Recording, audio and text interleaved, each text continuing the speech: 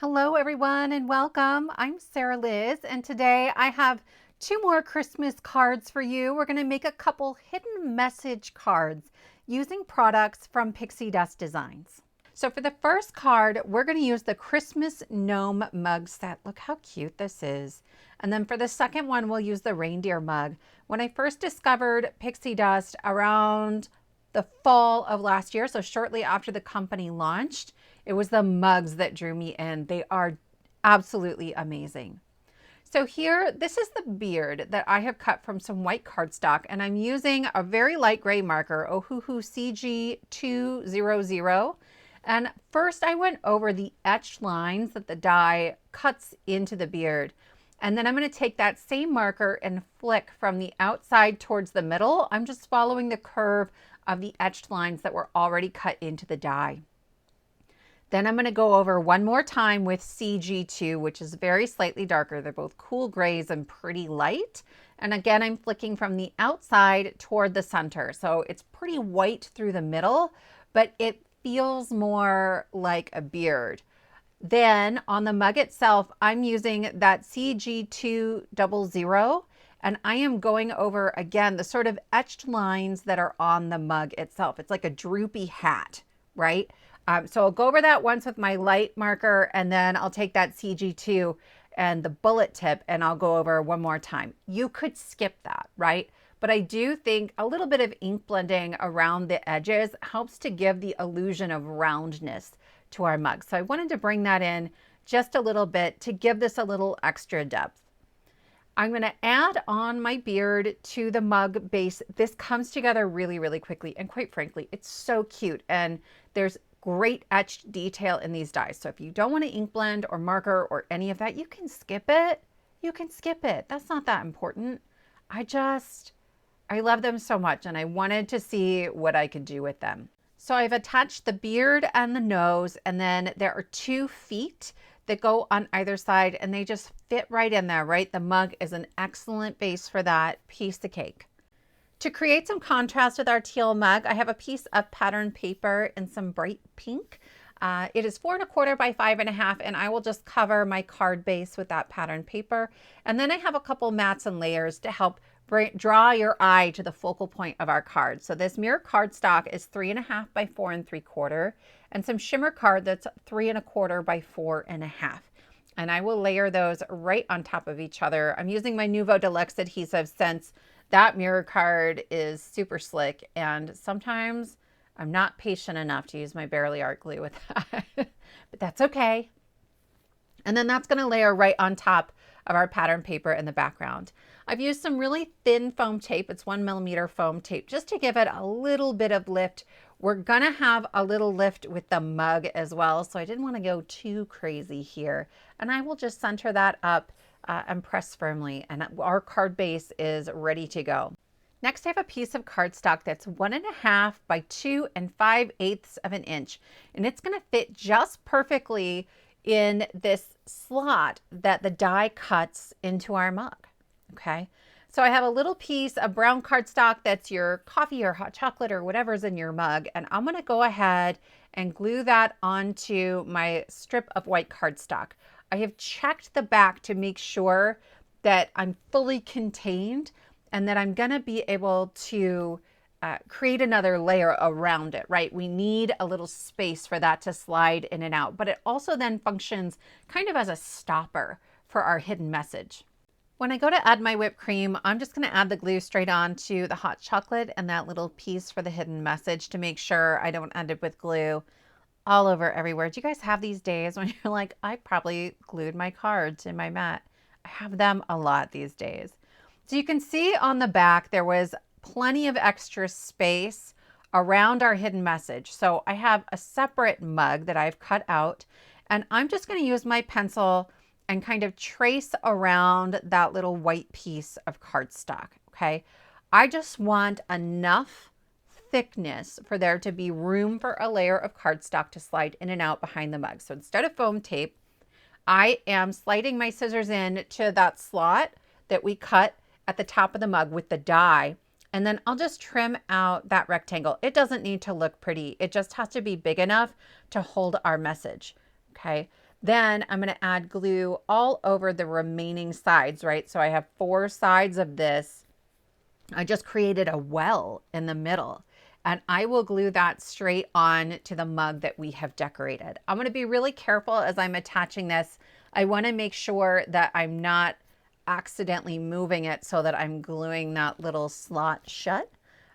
But that works, right? That is all the room I need for my hidden message.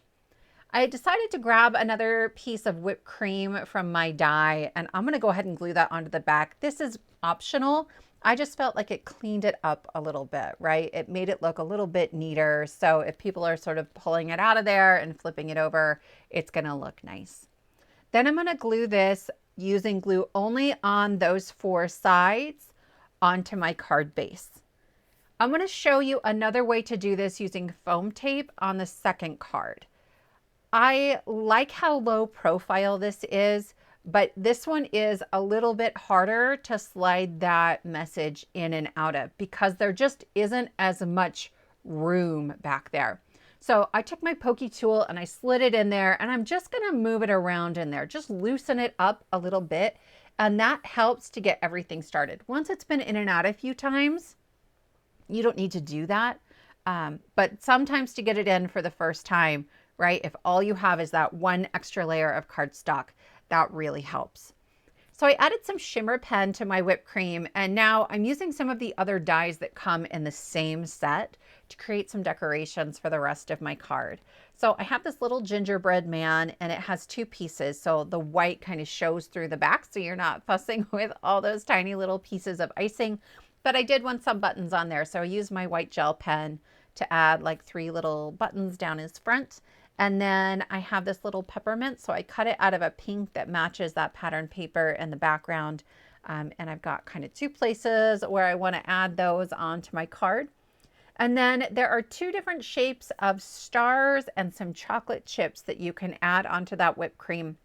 I feel like this is the best mug to get as your first mug because it has so many extra pieces. They all have some extras. Like the reindeer is going to come with a candy cane, right? So you can add all these little bonus goodies into all of the other mugs too. And it's really, really fantastic. So then I stamped and heat embossed a Merry Christmas and to that same teal cardstock and backed it with that pink cardstock. And I'm looking for where I want to add that. And I decided kind of right here in front, right? Let our gnome hold that. And that finishes up our card, right? We've got a whole bunch of goodies in our whipped cream, and then you'll just pull on that, right? It's a little sturdier because we have 2 layers, and it slides right in and out of our mug for an extra hidden message on top of an otherwise standard A2 card. This reindeer. It is so stinking cute, you guys, and it comes together a little bit faster than the gnome because there isn't any beard to color in or add layers to. All I'm doing is some really quick ink blending on craft cardstock just to create the illusion of roundness. Look at the shape of this mug though, right? This is sort of a classic mug teacup shape. You could do all kinds of things to stretch this die beyond a reindeer, beyond just a Christmas something. So think about that. Like I love this one for the simplicity of the base design. But I'm adding his ears and then the little sort of piece that comes down in the middle and then the pink that goes inside of the ears. Again, there aren't a whole ton of pieces for this one. If you're a little newer at die cutting or layered die assembly, this is a great one to start with. The nose is super cute. It has 2 pieces. So there's a white circle and then the black circle has like a little shine mark cut out of it so that white cardstock will show through there. I'm going to use my tweezers to make sure I get that shine mark right centered at the top. And then for the eyes or eyelashes, again, I felt like my tweezers were really useful to get them in the right spot. I add my little dots of glue and then I'm going to tap it off on the back of my hand just to remove any glue that might ooze out of there. I don't like that showing on my card. I know it dries clear and most people wouldn't notice, but I notice. So I'm picky about it. I'm just picky. Then there are little like pink pieces that I cut out for the cheeks. You could skip that and just ink blend some rosy cheeks on there. That would also be super cute. You should check out the Pixi Dust page for this, the shop. There are wonderful, wonderful cards, great inspiration from the design team using this die, both of these dies, that are they're totally worth checking out. So instead of gluing the hot chocolate or coffee or whatever inside, I wanted to keep this pretty flat. So I am just very loosely sketching in an oval of dark brown in here so that that's going to be completely flat as I'm sliding my secret message in and out. And then here I have my piece of white cardstock. This one measures 1 3/4 by 2 inches. It's a slightly different size than the last one. And you can see as I flip it over, once again, I have room all the way around the outside for that. Since I colored my hot chocolate straight onto my mug, I'm just going to add my whipped cream straight onto my sliding message. That seemed easy enough. Again, I'm kind of creating a stopper with the whipped cream for my mug. So here I am adding another layer of whipped cream onto the back, except I'm adding it too early. So I'm going to add it and then I'm going to take it right back off again, because you can see my little antlers are sitting right there on the side and I forgot to add them. So I'm kind of figuring out, how am I going to do this? I'm going to hold it over my reindeer. I want to make sure that I get the placement right, but I don't want to get glue where it doesn't belong. So I'm just going to lay those kind of into the glue that's sticking there, right? And then I will add my other layer of whipped cream on top. So they're sandwiched right in between. I like that second layer of whipped cream for the added sturdiness, since that's what we're pulling on to get our message out of the mug. Okay, so once I have all of that secured down, I can start assembling the rest of my card. I'm adding glue to a piece of pattern paper that is 4 1/4 by 5 1/2, and I've just kind of flip-flopped my colors here. So I have that dark teal in the background, and then I have that pop of pink on this matte layer that is 3 5/8 by 4 7/8. I also then have a white piece that is 3 1/2 by 4 3/4, and I stamped Happy Holidays on that one, and I have just heat embossed that using some gold embossing powder. To assemble my card, I am adding my white layer on top of the pink one, and you can see there is just the tiniest little margin around the outside. And then once I get that all adhered, I'm going to glue that directly onto my card base. We're going to use foam tape to pop up the mug, right? Instead of using another layer of cardstock. I wanted to show you a second way to put that together, but I didn't want 2 layers of foam tape. I'm not a double foam tape girl. So this still should be pretty easy to mail if you wanted to. To add the mug, I'm using some temporary tape to make sure that that whipped cream is tucked all the way down to the base of the mug, right? I want to make sure I am not putting foam tape anywhere where that hidden message needs a pocket. I'm just using 1/8 inch foam strips, and I've pulled the backer paper off of both sides so that I can curve it around some of those little tough angles.